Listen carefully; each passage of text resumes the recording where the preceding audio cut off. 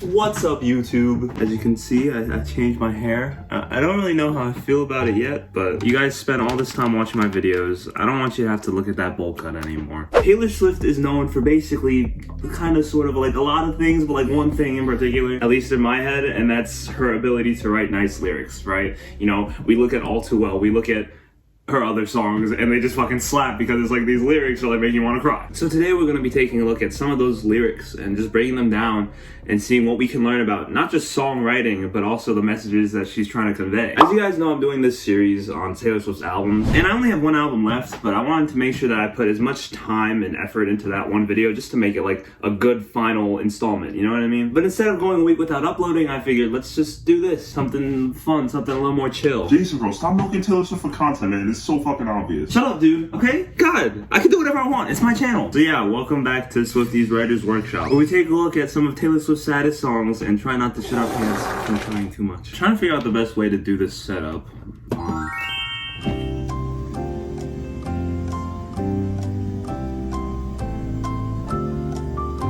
We're starting off with You're On Your Own, Kid. You know, this song is kind of a banger. It's a track 5.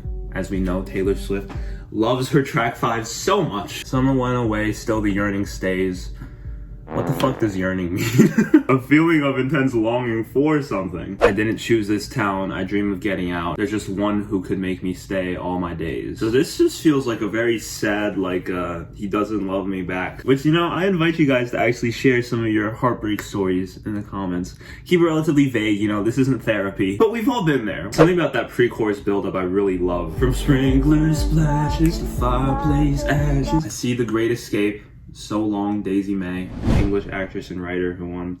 What does this have to do with that? Or is it like daisies in May, like the flower daisy? Oh, but then it does go, I pick the petals. Maybe it's like a double entendre there, you know what I mean? From sprinkler splashes to fireplace ashes, I gave my blood, sweat, and tears for this. I hosted parties and starved my body like I'd be saved by a perfect kiss. The jokes weren't funny, I took the money. My friends from home don't know what to say. I looked around in a bloody soaked gown, and I saw something they can't take away. Bars! I love this line, I hosted parties and starved my body, because I feel like, A, it just rolls, you know, it's just a bar. But I also feel like, you know, me personally in high school, I did struggle with like weight issues. As you guys know, I used to be pretty fat. And then I got like really skinny. Now I'm kind of like in a middle ground where it's like I got some pudge on me, but like it's fine. The jokes weren't funny. I kind of fuck with that. I feel like that's a bar. She was just putting on a facade this entire time. The jokes, I laughed, but the jokes weren't funny. Reminds me of what's that song? Exile on Folklore. I'm so tempted to just click on I took the money because it's like I don't really get why that line is there. Fine. Could also be a callback to Getaway Car. Yeah, I wouldn't have guessed that, so I'm fine with clicking it there. But we're not doing it again. No more clicking again. My friends from home don't know what to say. I looked around in a blood-soaked gown. That is a callback to another song for sure, right? I feel like I've heard that before. Fine, okay, fine, I'll click it. Jeez. Ew.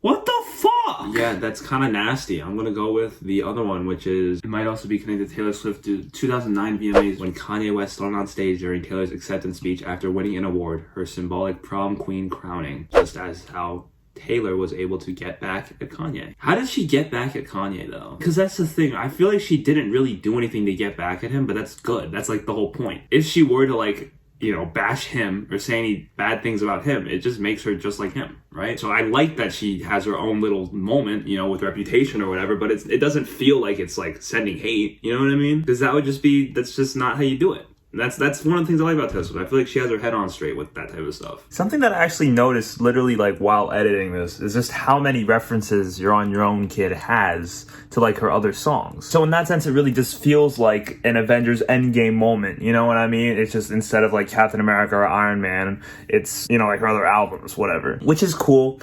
I probably could dive deeper into that more, but that doesn't really, like, to me, that doesn't really tie into the message of the song. I think at its core, that song is just about how in life, you know, you value shit, you value other people, but you're really just on your own, kid, you know? Like, at the end of the day, it's about what you do for yourself, and also just live in the moment, you know, because all that matters is what matters to you. Not to get too sentimental. Anyways, back to the video. What do you guys think of Yo Yoke, man? I love that people call it Yo Yoke. Like, that's so funny. All right, so the next song we're gonna do is Would've, Could've, Should've. Guys, don't kill me. He's a good fucking guitarist, bro. He's a fantastic musician. I was listening to Slow Dancing in the Burning Room the other day. Woo! That song is a banger.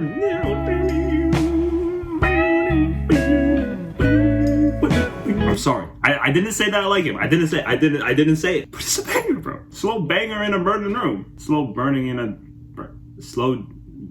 dancing in a banger room. No. What am I doing? God. Paint splatter on a promising romance. You know, I remember around this time, I remember like I wasn't fucking 7 years old, but I know after, you know, speaking to other people that were around at that time, that when John Mayer was like dating around, I think he dated like some actress, I don't fucking know. He dated Jennifer Aniston, I know that. He just like said a lot of like stupid shit and just like mean stuff. All this potential, and he's blowing it essentially by being such a dick. And I like that because I feel like it just shows like, oh, did this little thing happen to you? Yeah, this fucking avalanche fell on me, so shut the fuck up. I would have stayed on my knees, and I damn sure never would have danced with the devil at 19. It just flows so nicely, you know? I would have stayed on my knees, damn sure never would have danced with the devil. Now that she's older, she's scared of ghosts. You know, John Mayer's ghost fucking playing his little guitar. Memories feel like weapons. I love that line. I don't know why. Because it's so true. I feel like in life, there's just so many instances where you keep replaying a situation in your head, and it just does the damage more and more.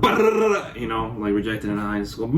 You know what I mean? And if you never saved me from boredom, I could have gone on as I was. Damn. She's basically saying that she only dated him because she was bored. That's kind of mean. But like obviously it doesn't really compare to anything that John Mayer did to her. But like still, it's like an ouch, you know? But Lord, you made me feel important, and then you tried to erase us. Aw, that's really sad. All right, bridge time, baby. We know Taylor Swift always hits with these fucking bridges, bro. Every time. God rest my soul. I miss who I used to be. The tomb won't close. Stained glass windows in my mind. I regret you all the time. I can't let this go. I fight with you in my sleep. The wound won't close. I keep on waiting for a sign. I regret you all the time.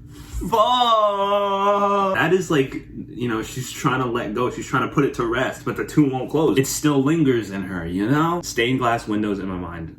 Great imagery. I can't let this go. I fight with you in my sleep. In a situation where you're younger, you grow up and you look back on it. You're always gonna play the game of like, oh, I could have done this different. I could have done this better. And you know, when you like have unsettled feelings, unsettled emotions, it comes back in your dreams, you know?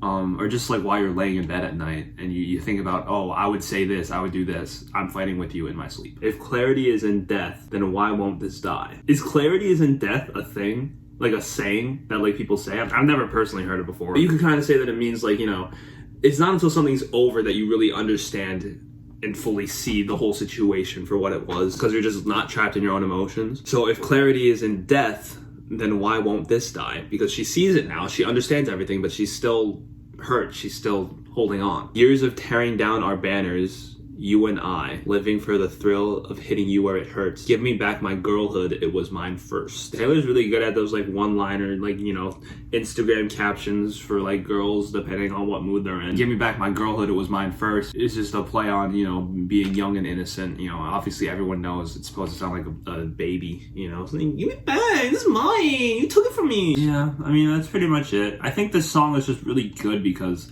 it feels like shot after shot, you know what I mean? Like, she's just going fucking in. Every new line that she introduces, whether it's, you know, a new verse or the bridge, feels like it's revealing more. You know, it's like opening it more and just going like bang, bang, bang. John Mayer's just standing there like crucified, like I got like a bunch of comments talking about how the song is called Would've, Could've, Should've, but she doesn't say should've. And then it's like, oh, the should'ves are in Dear John, you know, because the Dear John tagline is I should've known, which is just her saying, looking back at it, she realizes she didn't do much wrong. And that's pretty clever. That's a little like too clever for me, you know? It kind of gives me like a headache thinking about that shit. I'm not gonna lie. You know, people always ask me, Jason, you're a Swiftie. Stop denying that shit. Like, they're bullying me into being a Swiftie, but I'm not. I swear I'm not. You know why? Because Swifties will obsess over all these minute details and they'll just really get invested into it. I think it's cool. I respect it, but I'm not like going like, oh my god. You know what I mean? Like, I'm not doing that. Like, there has to be a difference between being a Swiftie and being like a fan of her work. I think I'm a fan of her work. I'm not a Swiftie. But yeah, that song fucking slaps. Now, I thought it'd be kind of fun. Taylor Swift recently released a new Midnight's Deluxe Edition. And she has like 4 different deluxe editions now. Like, what the fuck? Feels like a money grab, but it's cool, you know. get your bag, girl. It's fine. But there's this one song that was like exclusively released at like a specific concert. So I didn't get the chance to listen to it for my Midnight's video, but I figured it'd be fun to sort of wrap this video up with it. Bro, is this about Joe? Well, it's obviously about Joe. Remember looking at this room, we loved it 'cause of the light. What the fuck? Yo, Taylor better put that all on Spotify, I swear, okay? Why is that so sad? What the fuck? Tell me Genius has a lyric. We gotta do a breakdown of this shit. Oh, Lord. Okay. Remember looking in this room, we loved it because of the light, you know? The optimism, you know, the lover era, if you will. Now I just sit in the dark and wonder if it's time. Something about the repetition of stop, you're losing me, stop, you're losing me. Is like, you know, there's obviously a miscommunication here. She has to keep reiterating that point to him. Stop, don't say shit, all right? It's done. I'm out. Maddie Healy, he's in the car. He's waiting for me. The engine is running. I can't find a pulse. My heart won't start anymore for you.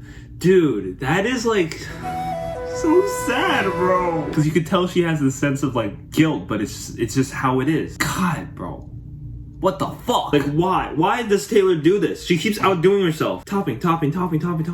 Bro, give us a break. I can't handle this. Can you imagine being told that? My heart won't start anymore for you. It's like, I don't love you anymore. And the air is thick with loss and indecision. I know my pain is such an imposition. God damn. And I also love it because I feel like Taylor Swift usually is on the other end when it comes to her songs, you know? She's the heartbroken one. But it's never easy breaking someone's heart. You know what I mean? Like, it's so easy to look at All Too Well, look at, you know, Dear John, all these like really sad breakup songs and, you know, want to antagonize the other guy. But here Taylor is on the opposite end and it's just as difficult. Taylor Swift Bridge, baby. How long could we be a sad song?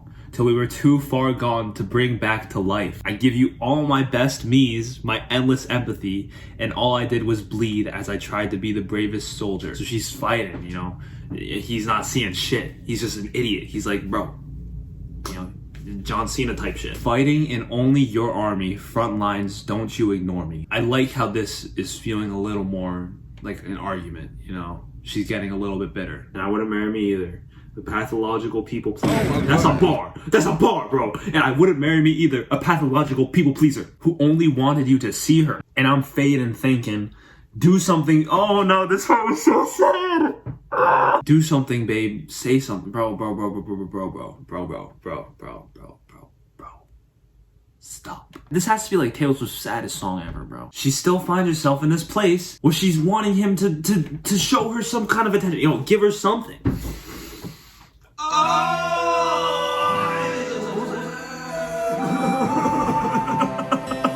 Bro, what the fuck? That is such a sad note to end it on. I hope you enjoyed seeing me die. Literally die. So I'm realizing that I kind of ended the video a little bit abruptly, so we're doing this audio outro right now. I hope you enjoyed. You know, I honestly didn't really get that deep into the lyrics. Now that I'm like looking at the entire video, it was really just me reacting to them. You know, there's no real analysis here. I'm not like that smart. I'm not smart enough to do that shit. But I hope you guys enjoyed seeing me cry. Like this video, I don't know, you know, come back next week for the next episode of the Eras Saga. For those of you that are actually listening to this entire thing, I mean, it's pretty obvious, but I'll let you guys know since you're the real ones for listening through this entire outro. It's red. And yeah, I can't actually shrug because this is an audio file, so just visualize me shrugging right now.